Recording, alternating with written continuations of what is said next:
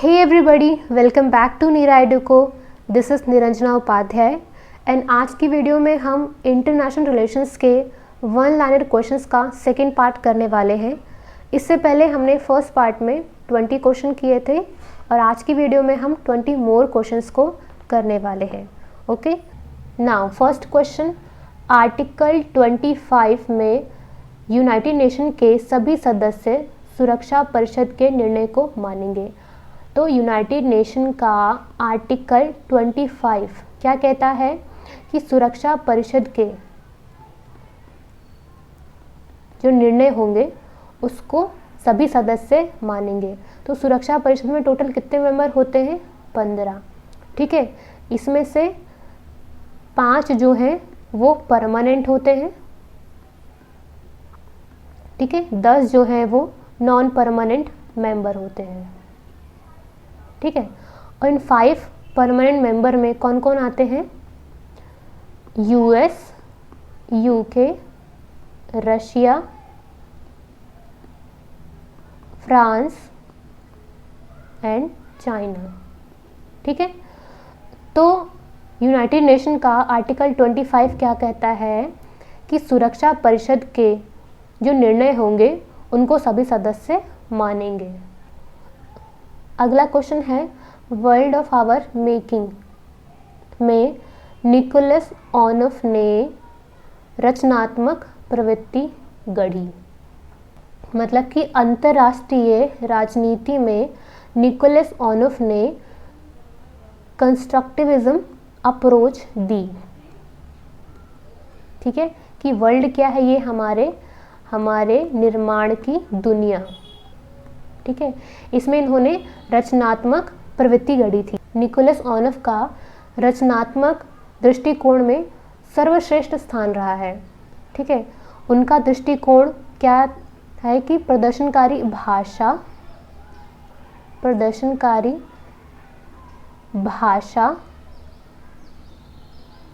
नियमों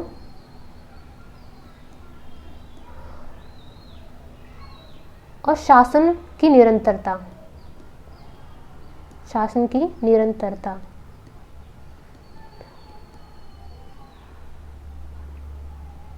उनका जो दृष्टिकोण है रचनात्मक प्रवृत्ति का, ये इन्हीं पर आधारित है कि एक प्रदर्शनकारी भाषा, नियमों और शासन की निरंतरता होती है, जिसमें नियम जो होते हैं,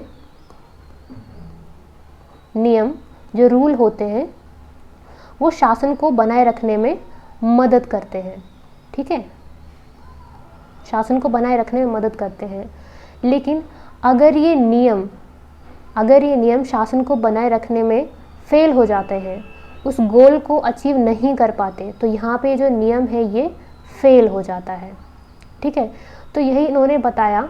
अंतर्राष्ट्रीय राजनीति जो है इसमें इन्होंने एक रचनात्मक प्रवृत्ति दी थी, यानी इंटरनेशनल रिलेशन में इन्होंने कंस्ट्रक्टिविज्म अप्रोच दी थी कि वर्ल्ड क्या है? हमारे निर्माण की दुनिया है, जो कि इन पर आधारित है, कुछ प्रदर्शनकारी भाषा पे, नियमों पे और शासन की निरंतरता पे। अगला क्वेश्चन है, social theory of international politics किसने दिया है? ये अलेक्जेंडर वेंट ने। मतलब कि अंतर्राष्ट्रीय व्यवस्था एक सामाजिक संरचना है।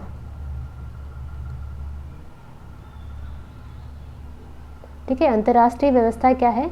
एक सामाजिक संरचना पर आधारित है, जिसमें क्या होता है कि राज्यों के बीच में कभी मित्रता होती है, कभी शत्रुता होती है, कभी उनमें राइवलरी बनी रहती है आपस में। ठीक है, तो अंतर्राष्ट्रीय राजनीति क्या है? एक सामाजिक संरचना पर आधारित है। तो इंटरनेशनल रिलेशन का जो सोशल थ्योरी दिया है वो किसने दिया है? अलेक्जेंडर वेंट ने। ठीक है, अंतर्राष्ट्रीय व्यवस्था एक सामाजिक संरचना पर आधारित है। और निकोलस ऑनफ ने अंतर्राष्ट्रीय व्यवस्था को रचनात्मक प्रवृत्ति से जोड़ा है। ठीक है, नेक्स्ट क्वेश्चन, जॉर्ज शॉजनबर्गर ने क्या कहा है कि शक्ति क्षमता है अपनी इच्छा दूसरों पर डालने की। तो यहाँ पर जॉर्ज शॉजनबर्गर ने क्या कहा है कि शक्ति क्या है, अपनी जो इच्छा है, अपनी इच्छा को दूसरे पर डालने की एक क्षमता है। ठीक है, क्या है, एक कैपेबिलिटी है, अपनी इच्छा दूसरों पर डालने की कैपेबिलिटी है शक्ति। ठीक है। नेक्स्ट, मॉर्गेनथाउ ने क्या कहा है कि दूसरों के मस्तिष्क और क्रिया पर नियंत्रण करना शक्ति है। अब मॉर्गेनथाउ ने शक्ति को कैसे डिफाइन किया है कि दूसरे के माइंड और एक्शंस को, ठीक है, दूसरे के माइंड और एक्शन को कंट्रोल करना क्या है, शक्ति है, पावर है। ठीक है। नेक्स्ट, रॉबर्ट डहेल ने क्या कहा है कि शक्ति क्या है, एक काबिलियत है। ठीक है, एक क्या है, एबिलिटी है। शक्ति को कैसे डिफाइन किया है रॉबर्ट डहेल ने, एक एबिलिटी के रूप में, एक काबिलियत के रूप में, कि दूसरे से कार्य करवाने की एबिलिटी है। शक्ति क्या है, दूसरे से कार्य करवाने की एबिलिटी है, एक काबिलियत है, और जिसके अभाव में वो कार्य नहीं करते। ठीक है, अगर ये एबिलिटी ना हो तो उसके अभाव में वो कार्य नहीं करते। तो इस रूप में उन्होंने डिफाइन किया रॉबर्ट डहेल ने कि शक्ति क्या है, एक काबिलियत है दूसरे से कार्य को करवाने की। नेक्स्ट क्वेश्चन है बैरी बुजान, इन्होंने अंतर्राष्ट्रीय राजनीति में सुरक्षात्मक अध्ययन पर बल दिया। ठीक है, सुरक्षात्मक अध्ययन पर बल दिया। इनकी book people, state and fear. ठीक है, इनकी बुक का नाम पीपल, स्टेट एंड फियर। फिर सेकंड बुक है the logic of anarchy. Third, security, a new framework for analysis. Next है द माइंड मैप, जिसको इन्होंने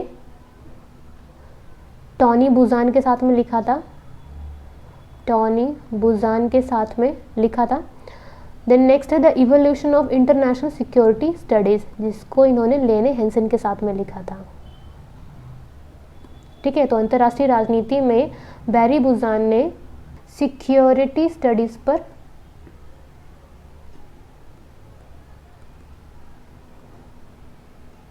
अपने मत प्रकट किए थे। ठीक है।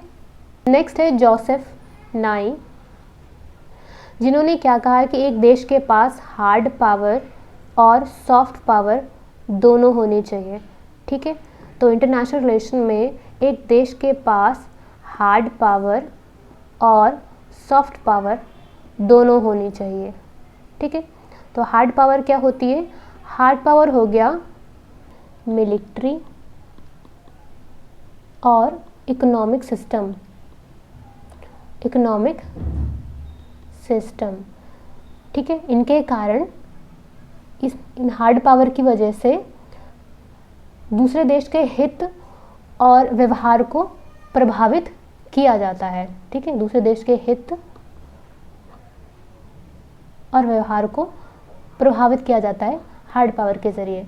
अब सॉफ्ट पावर क्या हुई, सॉफ्ट पावर हो गई किसी कंट्री का कल्चर हो गया। ठीक है, हमारी संस्कृति हो गई, फिर डिप्लोमेटिक रिलेशन हो गए,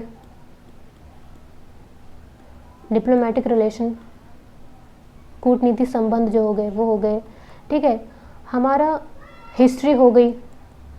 ठीक है, इतिहास हो गया हमारा, जैसे इंडिया का अभी जो हरिद्वार में कुंभ है। ठीक है, कुंभ हरिद्वार का, जिसको एक सांस्कृतिक विरासत घोषित किया गया है। तो ये भी क्या हुआ, ये भी एक सॉफ्ट पावर हो गया, जिनके ज़रिए हार्ड पावर और सॉफ्ट पावर, इनके ज़रिए जो है दूसरे देश का हित और व्यवहार इनको प्रभावित किया जा सके। ठीक है, तो जोसेफ नाइफ ने कहा कि एक देश के पास हार्ड पावर और सॉफ्ट पावर दोनों ही होनी चाहिए। ठीक है, अगला क्वेश्चन है माइकल ड्वेलो ने अंतर्राष्ट्रीय राजनीति में लोकतांत्रिक सिद्धांत दिया। तो अंतर्राष्ट्रीय राजनीति में माइकल ड्वेलो ने क्या दिया, डेमोक्रेटिक पीस थ्योरी दी थी। माइकल ड्वेलो ने कहा लोकतंत्र में अन्य राज्यों की तुलना में, ठीक है, एक राज्य की तुलना में जो डेमोक्रेटिक कंट्री है, ठीक है, वो ज़्यादा पीसफुल है। ज़्यादा शांतपूर्ण है, पीसफुल है, इनके पास अधिक सार्वजनिक संपत्ति होती है, ठीक है, अधिक सार्वजनिक संपत्ति होती है। तो ये जो डेमोक्रेटिक कंट्री होती है, लोकतांत्रिक देश होते हैं, ये अपने बुनियादी ढांचे को सुरक्षित करने के लिए जो युद्ध है, ठीक है, वॉर, इनसे हमेशा ये लोग बचने की कोशिश करते हैं। तो ये कंट्री क्या होती हैं, जो डेमोक्रेटिक कंट्री होती हैं, ये ज़्यादा पीसफुल होती हैं। इन्होंने एक बुक भी लिखी थी, 3 पिलर्स ऑफ डेमोक्रेटिक पीस, ठीक है। तो अंतर्राष्ट्रीय राजनीति में माइकल डुवेलो ने लोकतांत्रिक शांति सिद्धांत दिया था। अगला क्वेश्चन है, जॉन मेयरशिमर ने कहा कि बड़ी शक्तियां अपनी बुद्धिमत्ता से आधिपत्य हासिल करती हैं, यानी जो बड़ी शक्तियां होती हैं वो अपनी बुद्धिमत्ता से हेजीमनी हासिल करती हैं, ठीक है। नेक्स्ट क्वेश्चन है, मार्टिन राइट ने अंतर्राष्ट्रीय संबंधों में 3 परंपराएं दी हैं। कौन सी 3 परंपराएं हैं? रियलिज्म, रैशनलिज्म और रिवोल्यूशनलिज्म।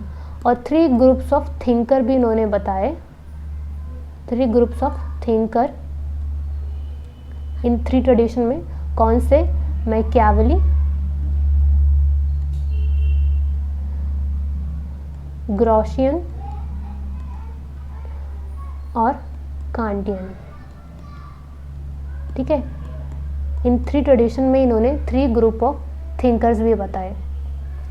तो अंतर्राष्ट्रीय राजनीति में मार्टिन राइट ने 3 परंपराएं बताई, ठीक है। रियलिज्म यानी यथार्थवाद, रैशनलिज्म यानी बौद्धिकवाद, रेवोल्यूशनलिज्म यानी कि क्रांतिवाद, ठीक है।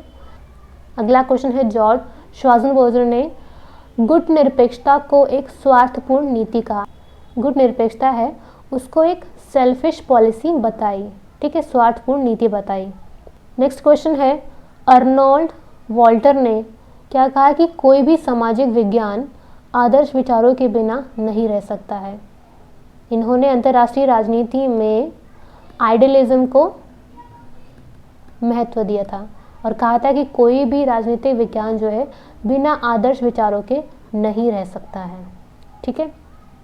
नेक्स्ट क्वेश्चन है, स्टीफन हॉल्ट ने कहा यथार्थवाद सबसे महत्वपूर्ण यंत्र है हमारे बौद्धिक टूल बुक्स का, ठीक है। तो जो यथार्थवाद है यानी जो रियलिज्म है, ठीक है, ये हमारे इंटेलेक्चुअल टूल बॉक्स का बहुत ही इम्पॉर्टेंट इंस्ट्रूमेंट है। किसने कहा था? स्टीफन हॉल्ट ने। और ये किससे ज़्यादा प्रभावित थे? केनेथ वॉल्ट से, ठीक है, केनेथ वॉल्ट से अधिक प्रभावित थे स्टीफन हॉल्ट। नेक्स्ट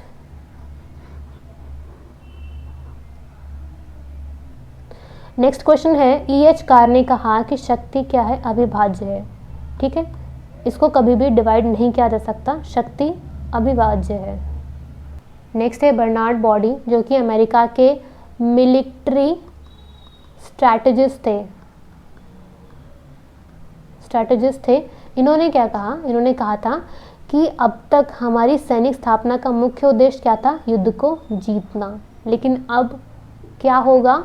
युद्ध से बचना इनका लक्ष्य होगा। नेक्स्ट क्वेश्चन है, डेविड मेट्रिनी ने अंतर्राष्ट्रीय राजनीति में कार्यात्मक सिद्धांत दिया, यानी इंटरनेशनल रिलेशन में इन्होंने फंक्शनलिज्म अप्रोच दी थी, ठीक है, फंक्शनलिज्म अप्रोच दी थी।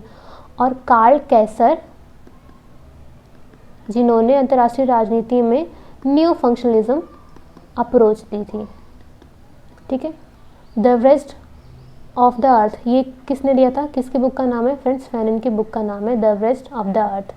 नेक्स्ट है, बर्नार्ड रसल ने विचारधारा को शक्ति का आधार माना, ठीक है, बर्नार्ड रसल ने विचारधारा को शक्ति का आधार माना, ठीक है। आइडियोलॉजी को इन्होंने शक्ति का आधार माना था। जैसे माइकल फॉकुल ने नॉलेज एज पावर, ठीक है, उन्होंने ज्ञान को शक्ति का आधार माना था। वैसे ही बर्नार्ड रसल ने विचारधारा को शक्ति का आधार माना था। नेक्स्ट है, विश्व व्यवस्था सिद्धांत किसने दिया था?